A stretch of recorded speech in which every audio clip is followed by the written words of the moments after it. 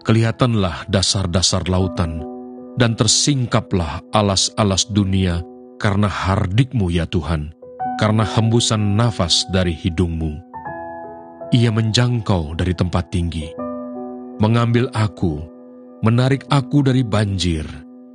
Ia melepaskan aku dari musuhku yang gagah, dan dari orang-orang yang membenci aku, karena mereka terlalu kuat bagiku. Mereka menghadang aku pada hari sialku, tetapi Tuhan menjadi sandaran bagiku. Ia membawa aku keluar ke tempat lapang. Ia menyelamatkan aku karena Ia berkenan kepadaku. Tuhan memperlakukan aku sesuai dengan kebenaranku. Ia membalas kepadaku sesuai dengan kesucian tanganku, sebab aku tetap mengikuti jalan Tuhan dan tidak berlaku fasik terhadap Allahku. Sebab segala hukum-Nya kuperhatikan, dan ketetapannya tidaklah kujauhkan daripadaku. Aku berlaku tidak bercela di hadapan-Nya, dan menjaga diri terhadap kesalahan. Kemudian pergilah orang-orang Farisi. Mereka berunding bagaimana mereka dapat menjerat Yesus dengan suatu pertanyaan. Mereka menyuruh murid-murid mereka bersama orang-orang Herodian bertanya kepadanya, "Guru, kami tahu Engkau adalah seorang yang jujur dan dengan jujur mengajar jalan Allah, dan Engkau tidak takut kepada siapapun juga, sebab Engkau tidak mencari muka. Katakanlah kepada kami pendapat-Mu. Apakah diperbolehkan membayar pajak kepada kaisar atau tidak?" Tetapi Yesus mengetahui kejahatan hati mereka itu lalu berkata, "Mengapa kamu mencobai aku, hai orang-orang munafik? Tunjukkanlah kepadaku mata uang untuk pajak itu." Mereka membawa suatu dinar kepadanya. Maka ia bertanya kepada mereka, "Gambar dan tulisan siapakah ini?" Jawab mereka, "Gambar dan tulisan kaisar." Lalu kata Yesus kepada mereka, "Berikanlah kepada kaisar apa yang wajib kamu berikan kepada kaisar, dan kepada Allah apa yang wajib kamu berikan kepada Allah." Mendengar itu heranlah mereka dan meninggalkan Yesus lalu pergi. Pertanyaan orang Saduki tentang kebangkitan. Pada hari itu datanglah kepada Yesus beberapa orang Saduki yang berpendapat bahwa tidak ada kebangkitan. Mereka bertanya kepadanya, "Guru, Musa mengatakan bahwa jika seorang mati dengan tiada meninggalkan anak, saudaranya harus kawin dengan istrinya itu dan membangkitkan keturunan bagi saudaranya itu. Tetapi di antara kami ada 7 orang bersaudara. Yang pertama kawin, tetapi kemudian mati. Dan karena ia tidak mempunyai keturunan, ia meninggalkan istrinya itu bagi saudaranya. Demikian juga yang kedua dan yang ketiga sampai dengan yang ke-7. Dan akhirnya sesudah mereka semua, perempuan itu pun mati. Siapakah di antara ke-7 orang itu yang menjadi suami perempuan itu pada hari kebangkitan? Sebab mereka semua telah beristrikan dia." Yesus menjawab mereka, "Kamu sesat, sebab kamu tidak mengerti kitab suci maupun kuasa Allah. Karena pada waktu kebangkitan, orang tidak kawin dan tidak dikawinkan, melainkan hidup seperti malaikat di surga.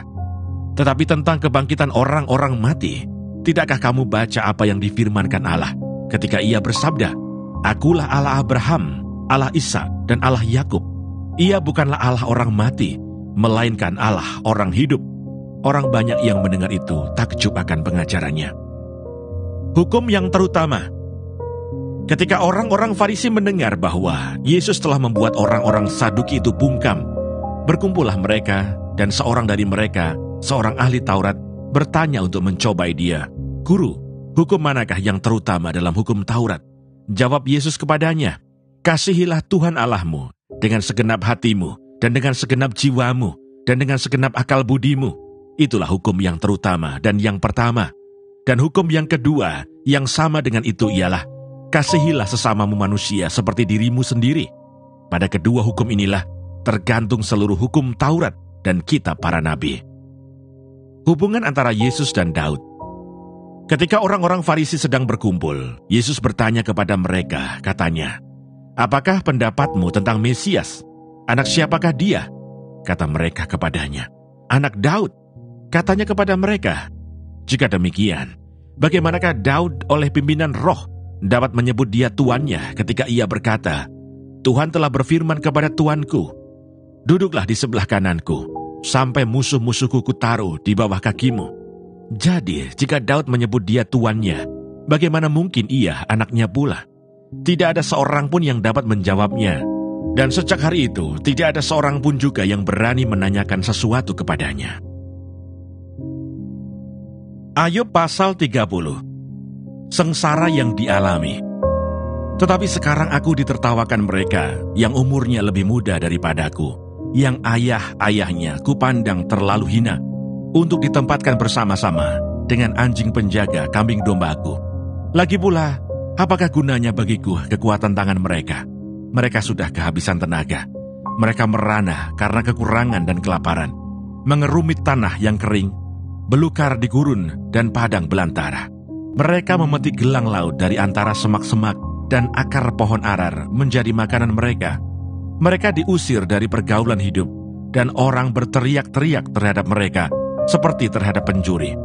Di lembah-lembah yang mengerikan mereka harus diam, di dalam celah-celah tanah dan sela-sela gunung. Di antara semak-semak mereka meraung-raung.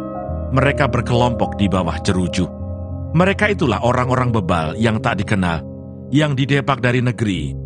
Tetapi sekarang aku menjadi sajak sindiran dan ejekan mereka. Mereka mengecikan aku, menjauhkan diri daripadaku. Mereka tidak menahan diri meludahi mukaku.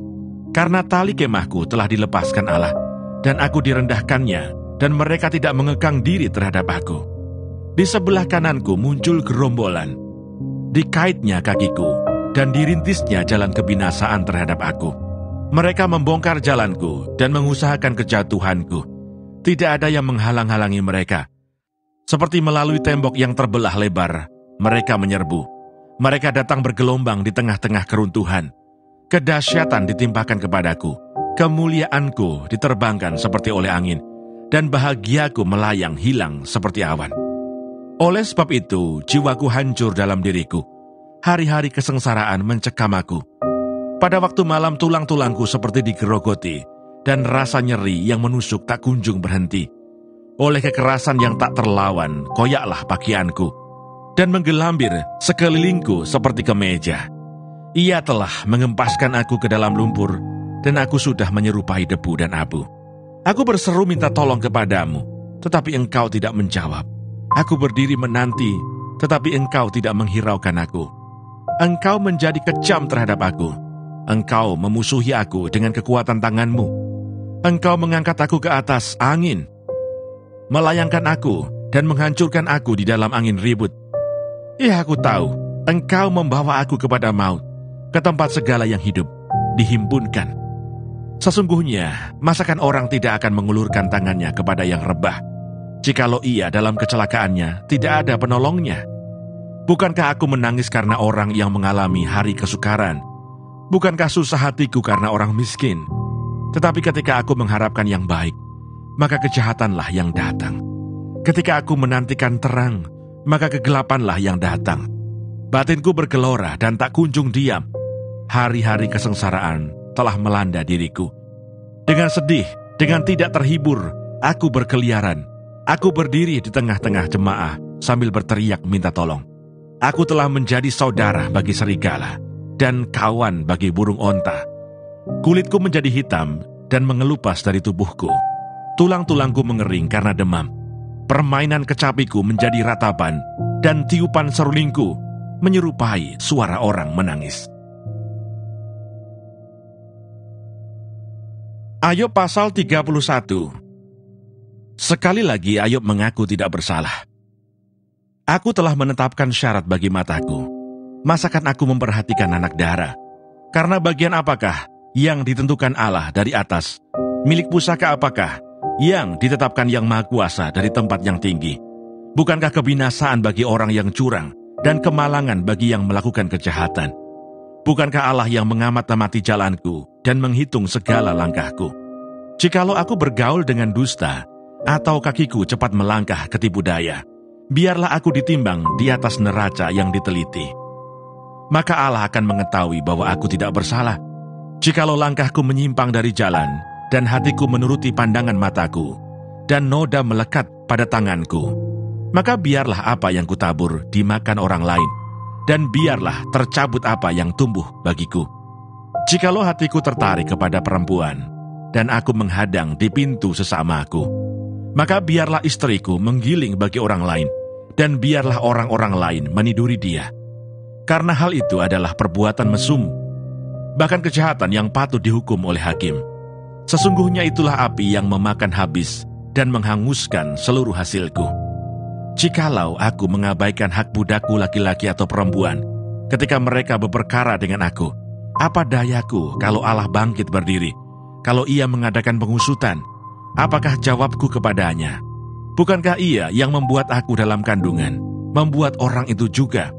Bukankah satu juga yang membentuk kami dalam rahim? Jikalau aku pernah menolak keinginan orang-orang kecil, menyebabkan mata seorang janda menjadi pudar, atau memakan makananku seorang diri, sedang anak yatim tidak turut memakannya, malah sejak mudanya, aku membesarkan dia seperti seorang ayah. Dan sejak kandungan ibunya, aku membimbing dia. Jikalau aku melihat orang mati karena tidak ada pakaian, atau orang miskin yang tidak mempunyai selimut, dan pinggangnya tidak meminta berkat bagiku, dan tidak dipanaskannya tubuhnya dengan kulit bulu dombaku, jikalau aku mengangkat tanganku melawan anak yatim, karena di pintu gerbang aku melihat ada yang membantu aku, maka biarlah tulang belikatku lepas dari bahuku, dan lenganku dipatahkan dari persendiannya. Karena celaka yang daripada Allah menakutkan aku, dan aku tidak berdaya terhadap keluhurannya. Jika aku menaruh kepercayaan kepada emas, dan berkata kepada kencana, engkaulah kepercayaanku. Jikalau aku bersuka cita karena kekayaanku besar, dan karena tanganku memperoleh harta benda yang berlimpah-limpah.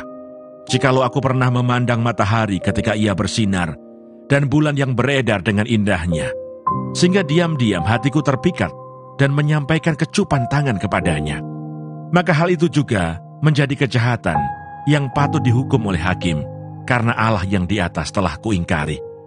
Apakah aku bersuka cita karena kecelakaan pembenciku, dan bersorak-sorai bila ia ditimpa malapetaka? Aku takkan membiarkan mulutku berbuat dosa, menuntut nyawanya dengan mengucapkan sumpah serapah. Jikalau orang-orang di kemahku mengatakan, siapa yang tidak kenyang dengan lauknya? Malah orang asing pun tidak pernah bermalam di luar. Pintuku kubuka bagi musafir. Jikalau aku menutupi pelanggaranku seperti manusia, dengan menyembunyikan kesalahanku dalam hatiku, karena aku takuti khalayak rame dan penghinaan kaum keluarga mengagetkan aku, sehingga aku berdiam diri dan tidak keluar dari pintu. Sekiranya ada yang mendengarkan aku. Inilah tanda tanganku. Hendaklah yang Maha Kuasa menjawab aku. Sekiranya ada surat tuduhan yang ditulis lawanku, sungguh, surat itu akan kupikul dan akan kupakai bagaikan mahkota. Setiap langkahku akan kuberitahukan kepadanya. Selaku pemuka, aku akan menghadap dia.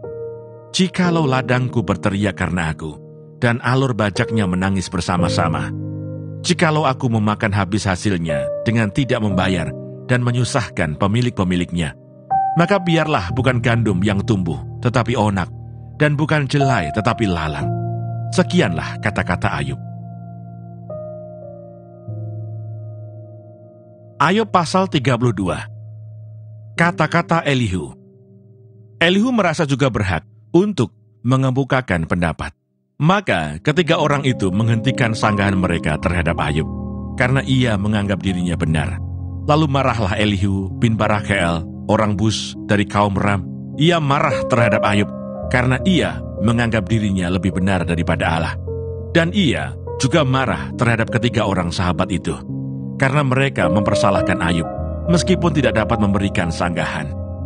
Elihu menangguhkan bicaranya dengan Ayub, karena mereka lebih tua daripada dia. Tetapi setelah dilihatnya bahwa mulut ketiga orang itu tidak lagi memberi sanggahan, maka marahlah ia. Lalu berbicaralah Elihu bin Barakeel, orang Bus itu. Aku masih muda dan kamu sudah berumur tinggi. Oleh sebab itu aku malu dan takut mengemukakan pendapatku kepadamu. Pikirku, biarlah yang sudah lanjut usianya berbicara, dan yang sudah banyak jumlah tahunnya memaparkan hikmat. Tetapi roh yang di dalam manusia dan nafas yang maha kuasa, itulah yang memberi kepadanya pengertian. Bukan orang yang lanjut umurnya yang mempunyai hikmat, bukan orang yang sudah tua yang mengerti keadilan. Oleh sebab itu aku berkata, dengarkanlah aku. Aku pun akan mengemukakan pendapatku. Ketahuilah aku telah menantikan kata-katamu. Aku telah memperhatikan pemikiranmu, hingga kamu menemukan kata-kata yang tepat. Kepadamulah kupusatkan perhatianku. Tetapi sesungguhnya, tiada seorang pun yang mengecam Ayub. Tiada seorang pun di antara kamu menyanggah perkataannya. Jangan berkata sekarang, kami sudah mendapatkan hikmat. Hanya Allah yang dapat mengalahkan dia, bukan manusia. Perkataannya tidak tertuju kepadaku, dan aku tidak akan menjawabnya dengan perkataanmu. Mereka bingung, mereka tidak dapat memberi sanggahan lagi, mereka tidak dapat berbicara lagi. Haruskah aku menunggu karena mereka putus bicara? Karena mereka berdiri di sana dan tidak memberi sanggahan lagi. Aku pun hendak memberi sanggahan pada giliranku.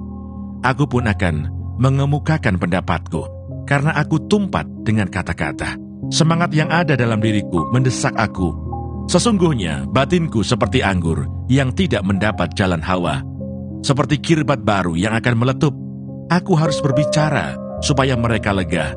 Aku harus membuka mulutku dan memberi sanggahan. Aku tidak akan memihak kepada siapapun dan tidak akan menyanjung-nyanjung siapapun. Karena aku tidak tahu menyanjung-nyanjung. Jika demikian, maka segera pembuatku akan mencabut nyawaku.